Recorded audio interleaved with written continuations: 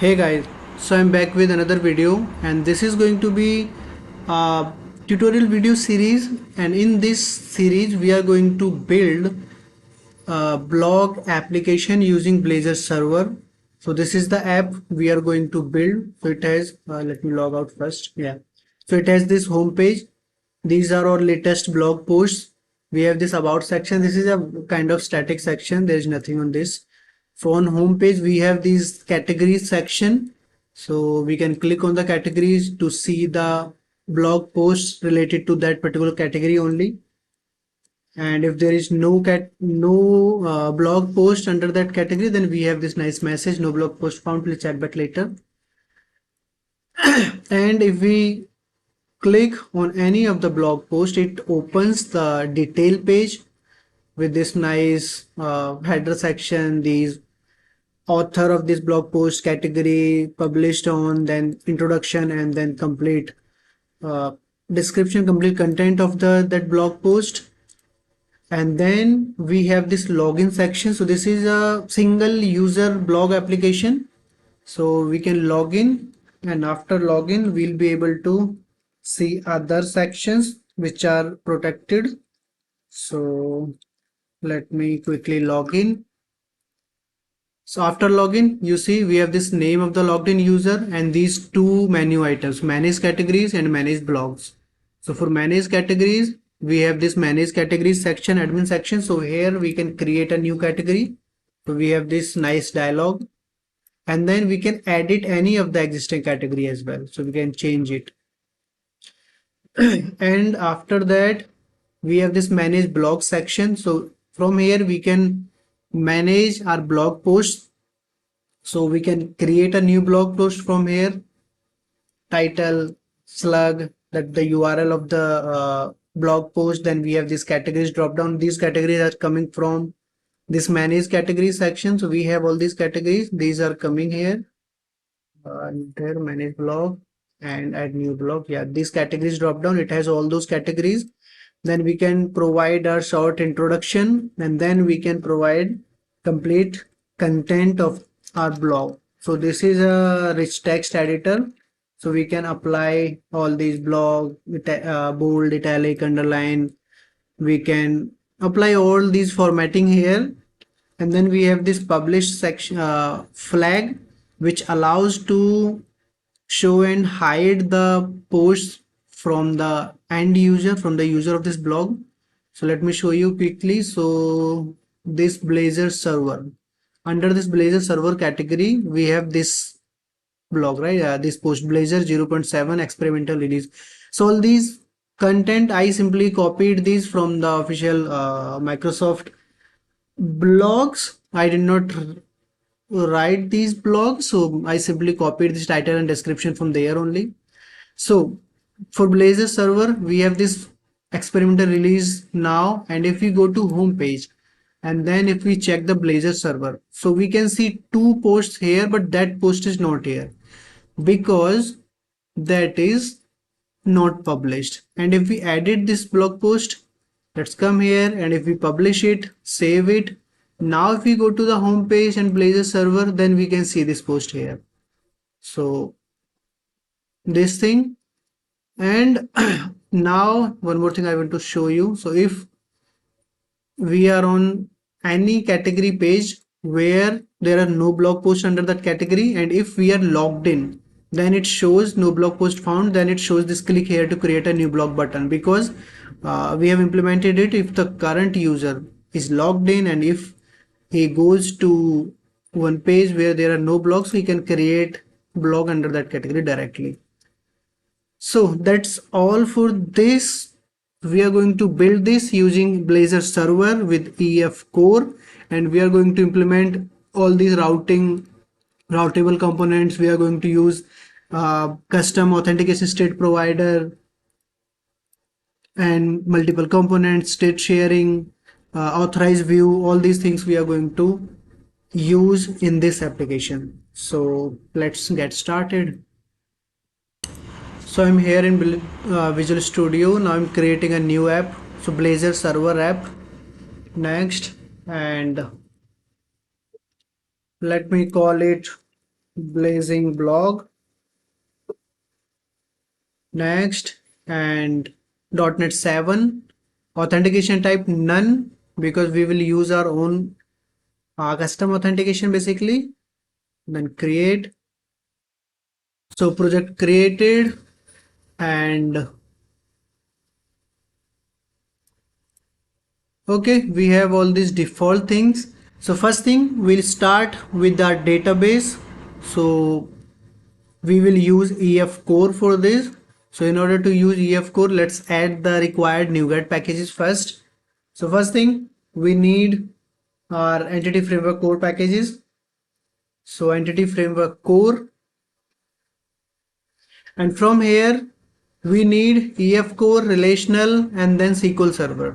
So I am going to install SQL Server only because it has a dependency of these two, so it will internally download these two as well. If you like explicit packages, then you can install these two as well, then SQL Server. So I'm going to install SQL Server. So let's install it. Okay, accept. And then second uh, package we need, that is entity framework core.tools, because we are going to use EFCore code first approach. So we will use this tools package to use the migrations, to add the migrations and update the database. So for that we need this tools package, and we are good now. So we have these two packages installed. We need these two only. Save everything, close, and yeah. Now in this data folder, we'll create a new folder. Let's call it entities. And in entities, let's add the entities we need. So first entity we need, that is category. So category.cs. Let's add the properties. So first thing, we need an ID. Then second thing, oh, maybe you are not able to see this, right? Let me zoom it. 150, fine. So you should be able to see it now. So category, int ID, and then the second parameter, not parameter, second property, category name, and then third one we need category URL. So we are this slug URL basically, string. Okay, now let's use the data annotation. I like data annotations, but if you like the Fluent API, you could use that as well. So this is going to be key, and for name, although I'm using the nullable reference types, we have not applied this question mark here. So this is by default required, but still, to make it clear, I have added it required here.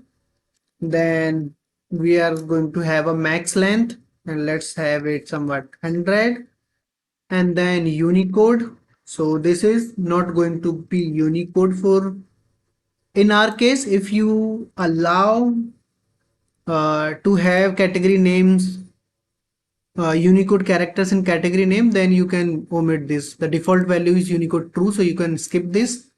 So how it works, Unicode, it basically, if we are setting it false, then it will generate it as a varchar column, and if Unicode is true, then it will use the n varchar. Okay, so this is fine, and let's copy this thing and then add it on the slug side as well, and we'll add, let's say, 125 characters, and this is also not going to be Unicode. So this is fine. Category. Then next we are going to have an entity for a user, and for user also we are going to have an ID. Then we'll have first name and last name,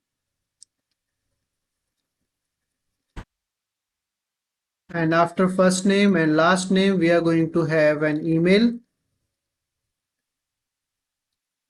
And then for password, we are not going to use the plain password, so I'm going to use hashed password. So for that, let me have a salt and a hashed password column.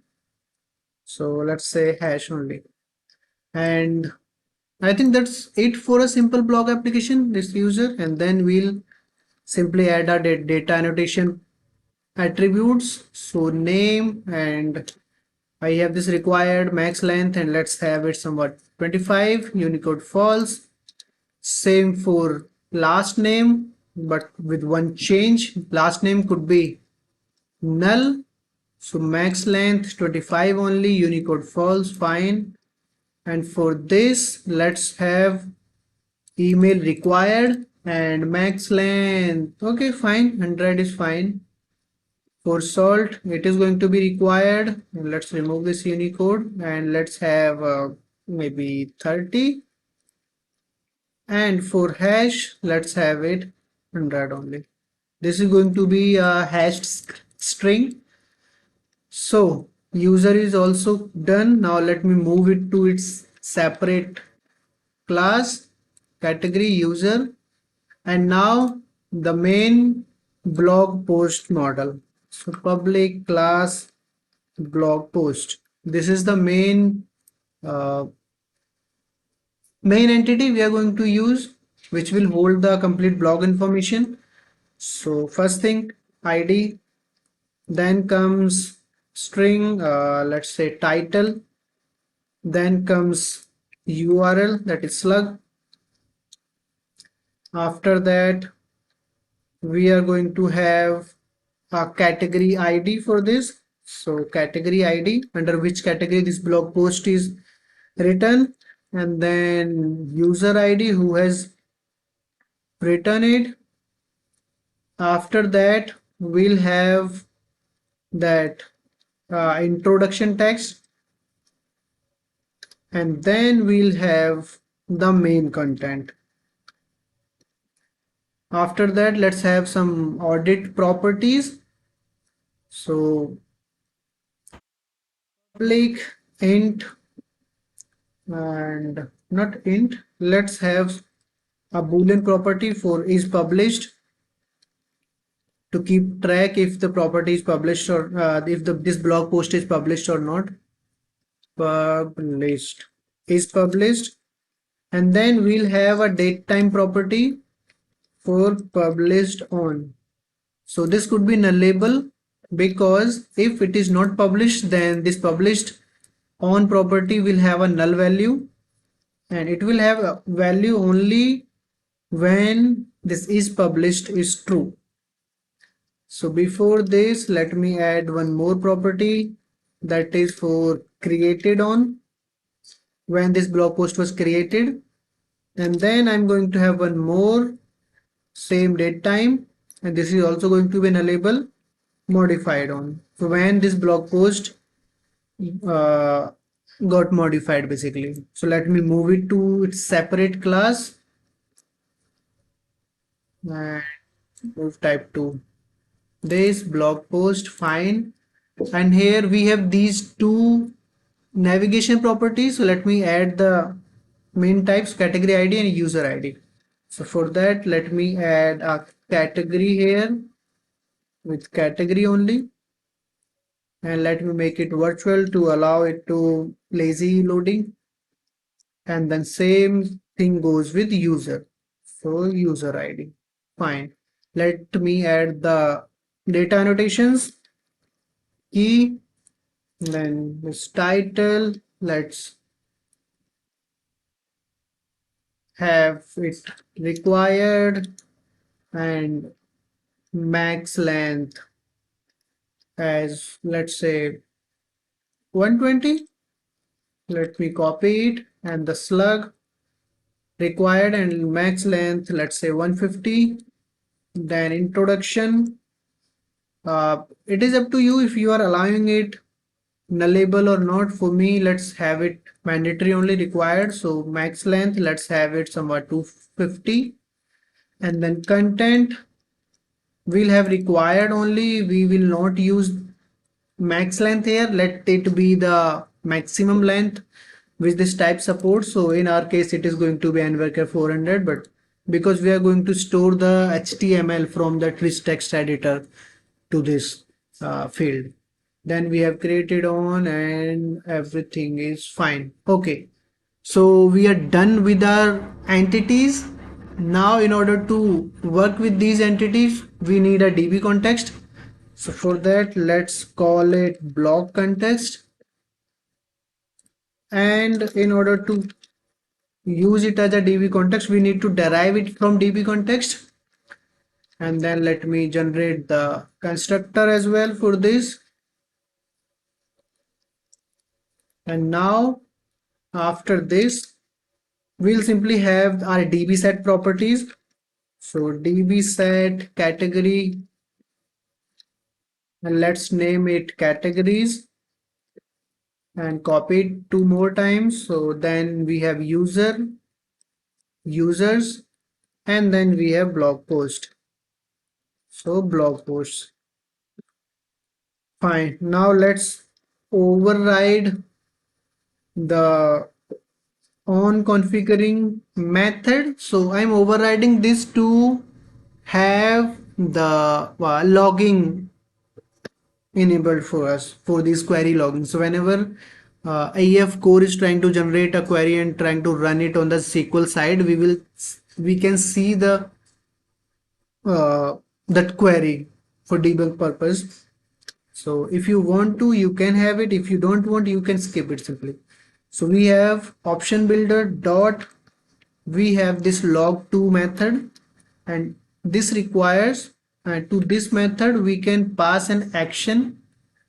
So in our case, that action is going to be console.writeLine.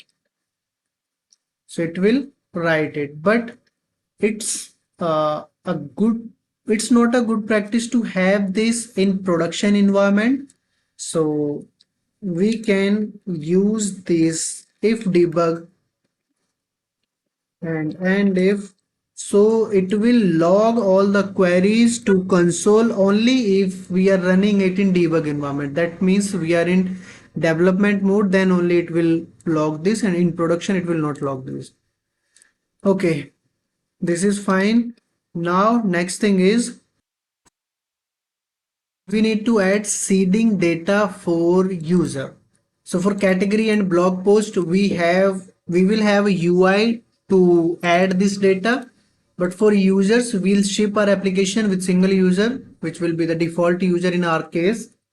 So in order to add the seed data, let's override a method that is on model creating, and here we will add the seeding data. So for that, we can use model builder dot entity of type user, and we have this has data method, and in has data we can pass the data. So in our case, the data is going to be new user, and then we'll set the properties of this user.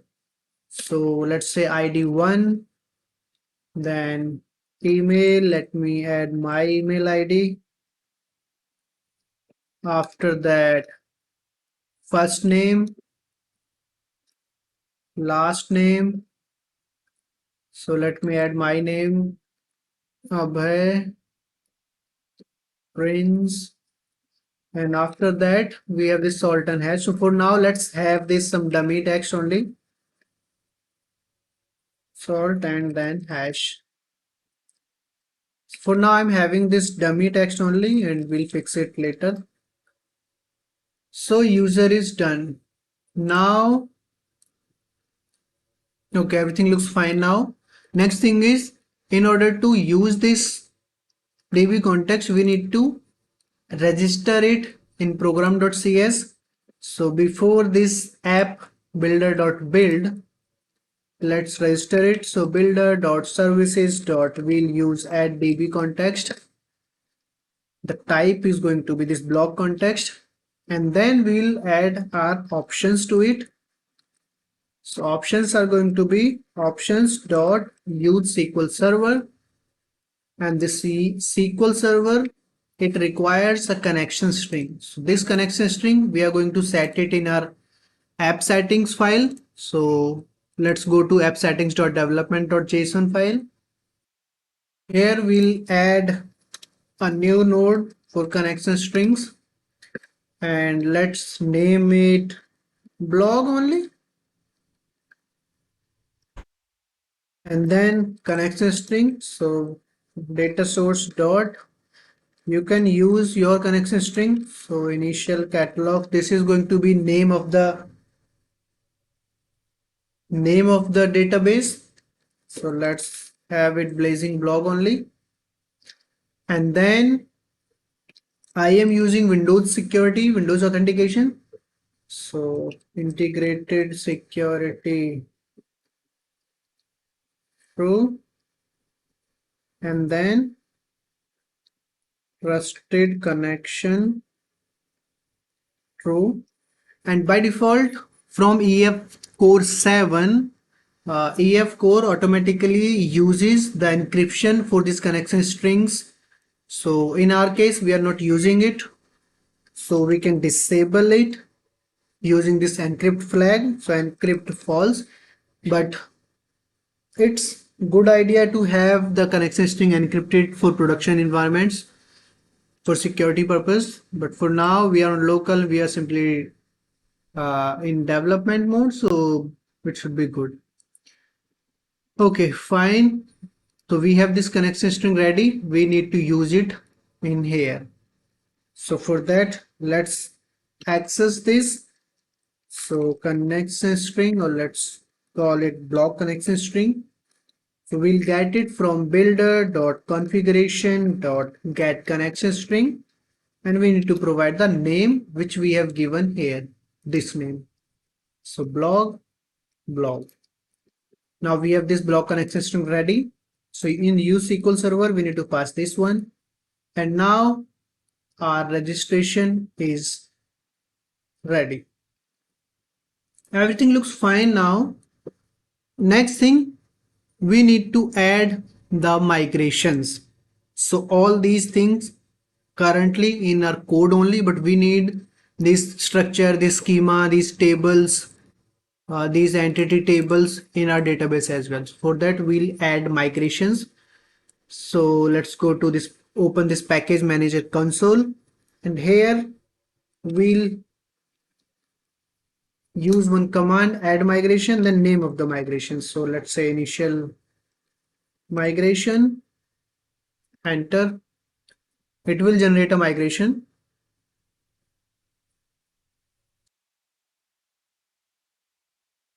And it has generated this migration. It created a new folder on our root, that is this migrations folder. Then it created this migration. If we check in up method, it is creating a table categories with varchar 100, varchar 125, and integer identity 11, then users table. And if you check here for category, because we set Unicode false, it uses this varchar. And for users table, for the email salt and hash, we did not set the Unicode false, so it uses that Unicode true, and it is using n varchar. Okay, fine. Then we have blog posts, and after that we have this insert data method, and it is inserting data for this users table, right? This data. So our migration is ready. Now we need to run this migration on our database in order to generate that database. So if database already exists, it will simply update the tables, and if database does not exist, it will first create the database, then run this migration. Okay, update database. So this is going to run this migration on our database. So there is some error, blazing blog. Okay, let me fix it. Okay, so it was left over from when I was testing it. So let's run update database again. This time it should work. And